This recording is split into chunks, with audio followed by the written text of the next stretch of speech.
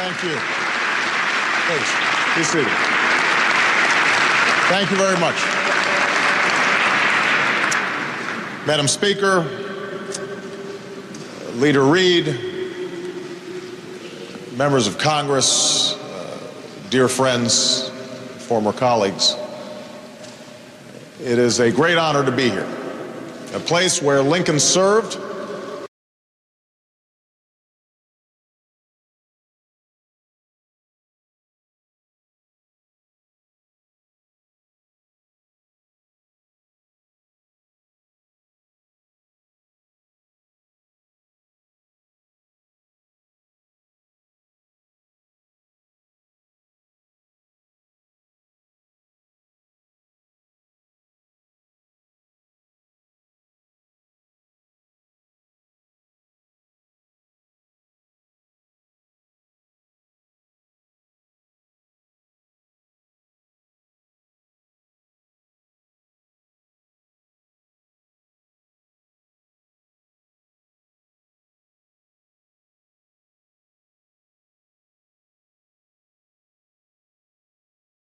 where Lincoln served, was inaugurated, and where the nation he saved bid him a last farewell.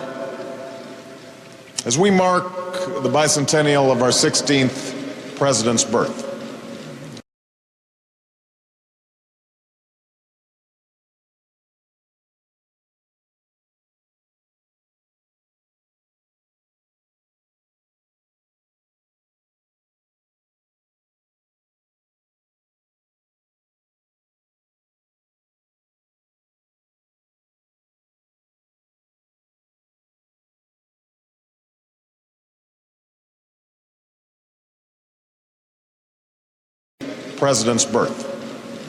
I cannot claim to know as much about his life and works as many who are also speaking today.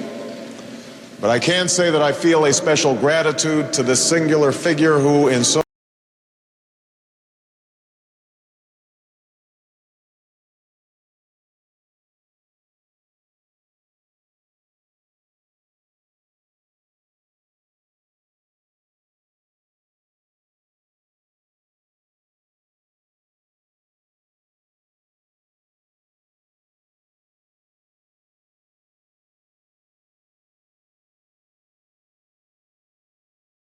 gratitude to this singular figure who, in so many ways, made my own story possible, and in so many ways made America's story possible.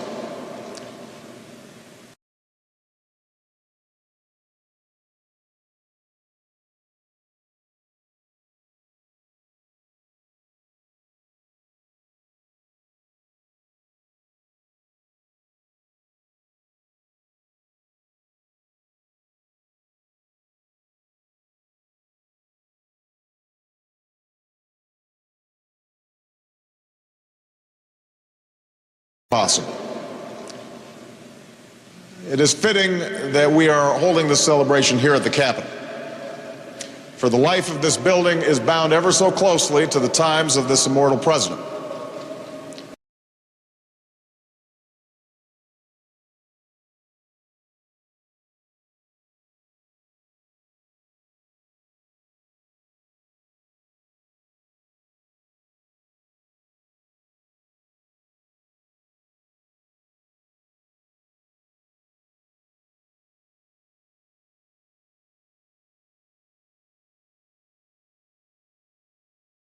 Immortal president, built by artisans and craftsmen, but also immigrants and slaves. It was here, in the rotunda, that Union soldiers received help from a makeshift hospital.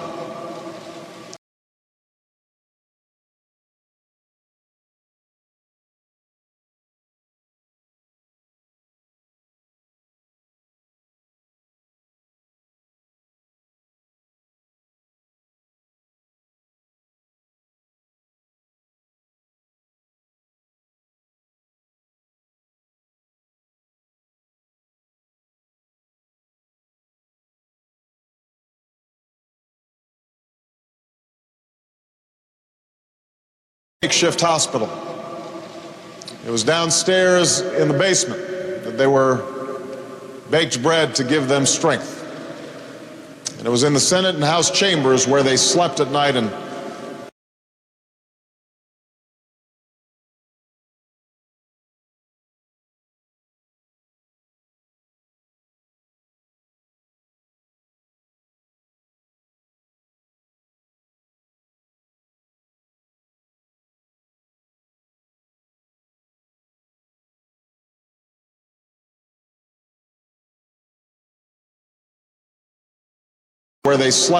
and spent some of their days. What those soldiers saw when they looked on this building was a very different sight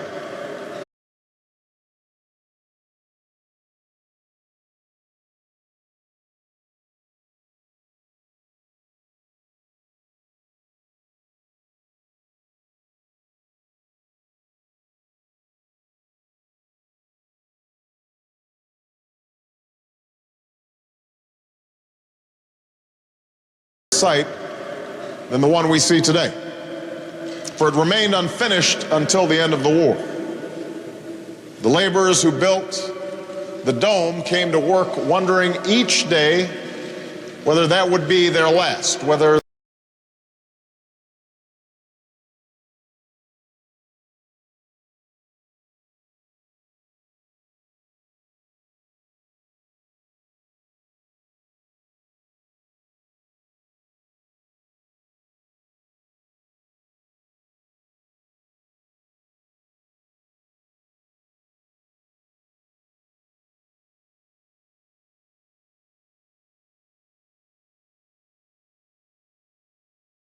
that would be their last, whether the metal they were using for its frame would be requisitioned for the war and melted down into bullets.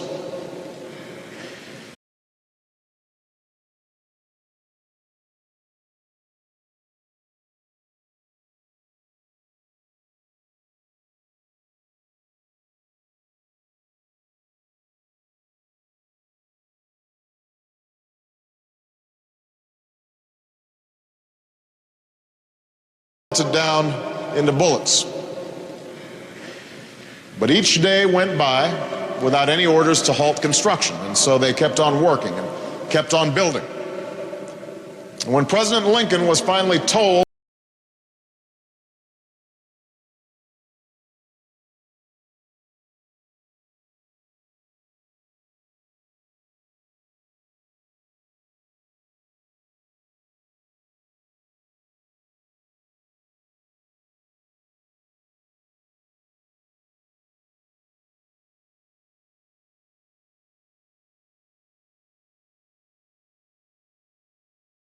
And when President Lincoln was finally told of all the metal being used here, his response was short and clear. That is as it should be. The American people needed to be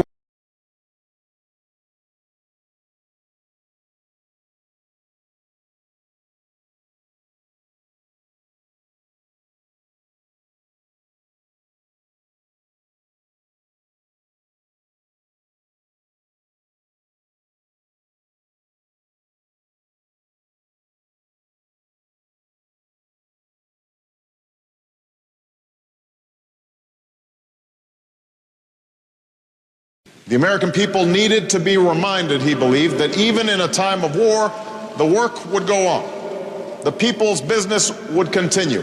That even when the nation itself was in doubt, its future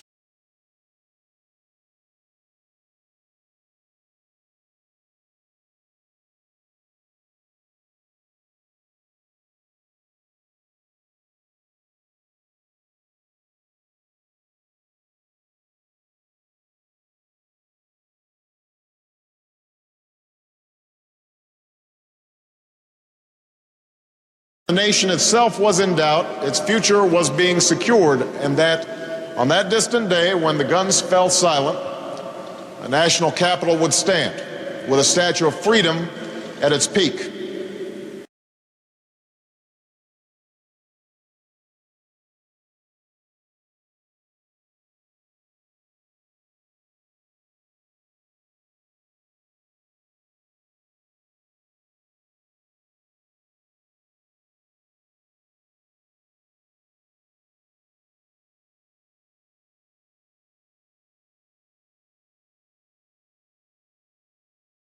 of freedom at its peak, as a symbol of unity in a land still mending its divisions.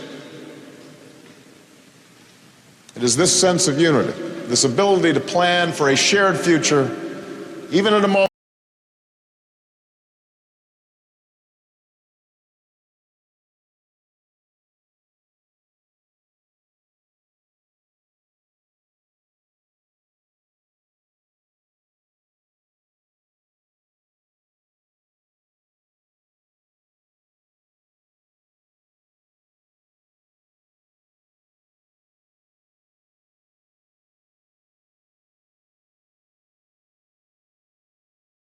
plan for a shared future, even at a moment where our nation was torn apart, that I reflect on today.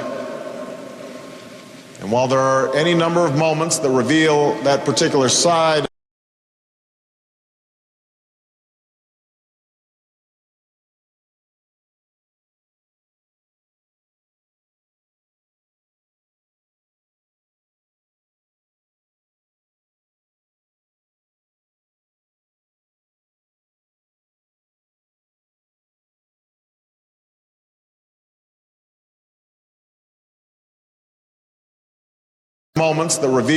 that particular side of this extraordinary man, Abraham Lincoln, that particular aspect of his leadership, there's one that I'd like to share with you today.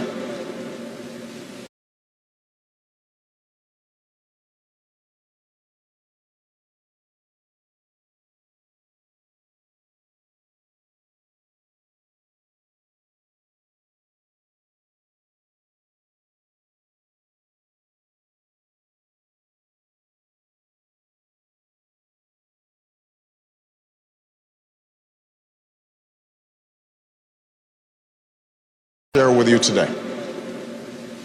In the war's final weeks, aboard Grant's flagship, the River Queen, President Lincoln was asked what was to be done with the rebel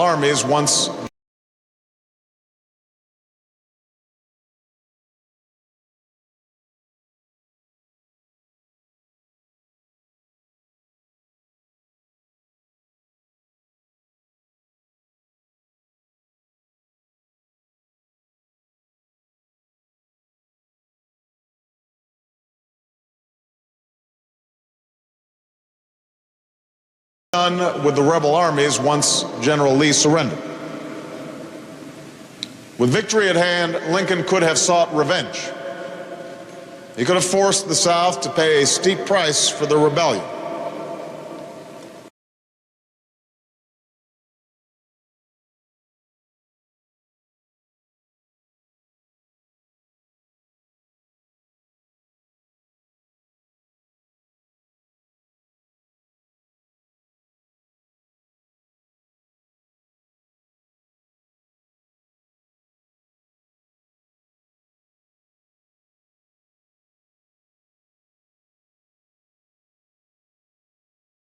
Steep price for the rebellion. But despite all the bloodshed and all the misery that each side had exacted upon the other, and despite his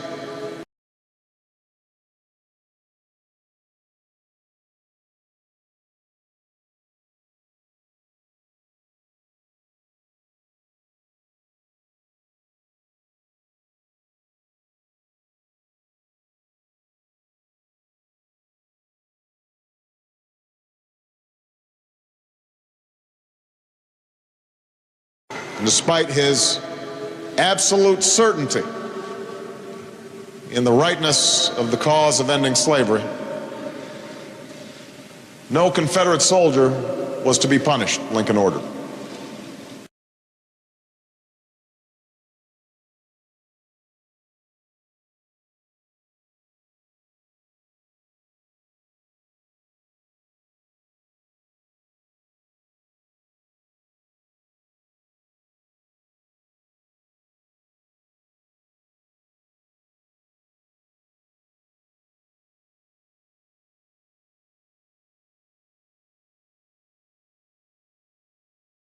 Lincoln ordered.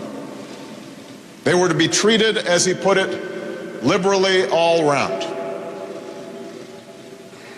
What Lincoln wanted was for Confederate troops to go back home and return to work.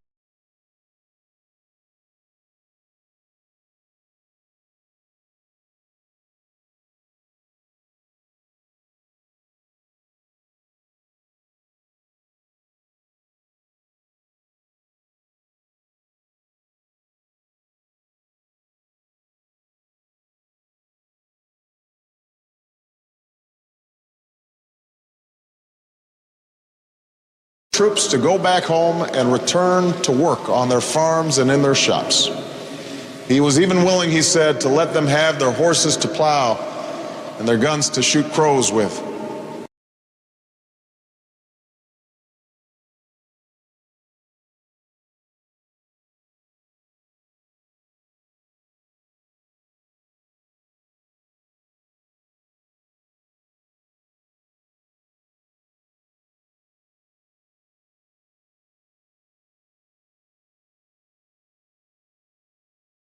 And their guns to shoot crows with. That was the only way Lincoln knew to repair the rifts that had torn this country apart. It was the only way to begin the healing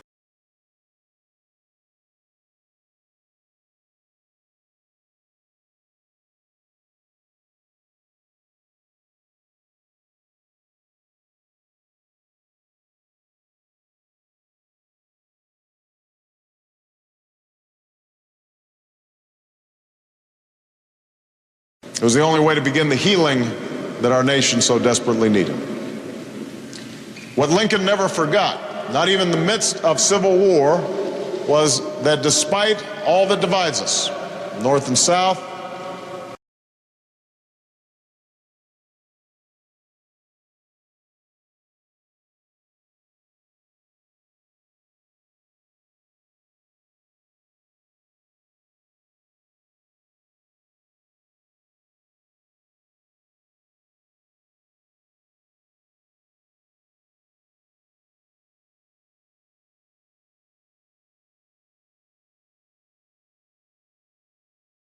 divides us, North and South, black and white.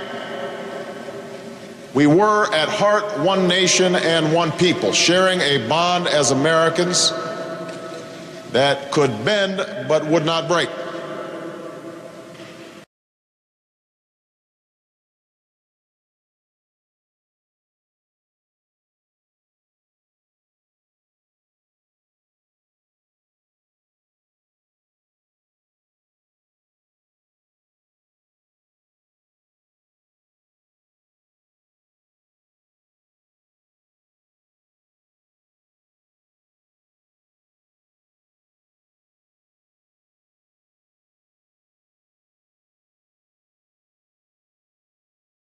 And so even as we meet here today, in a moment when we are far less divided than in Lincoln's day, but when we are once again debating the critical issues of our time and debating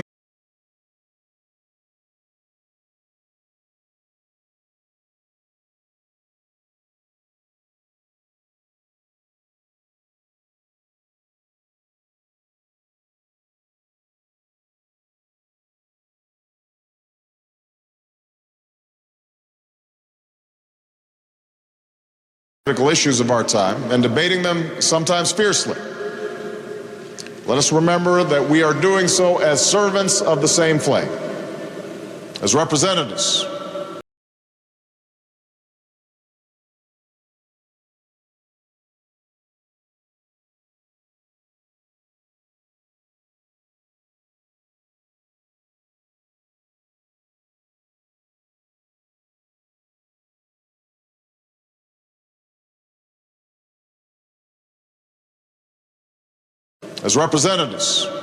of the same people and as stakeholders in a common future.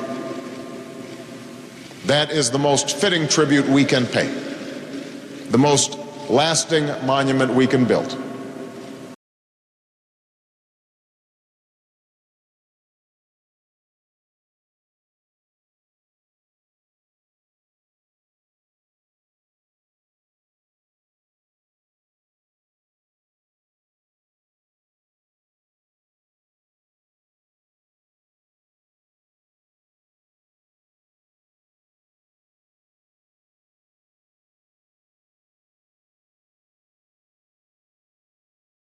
the most lasting monument we can build to that most remarkable of men, Abraham Lincoln. Thank you.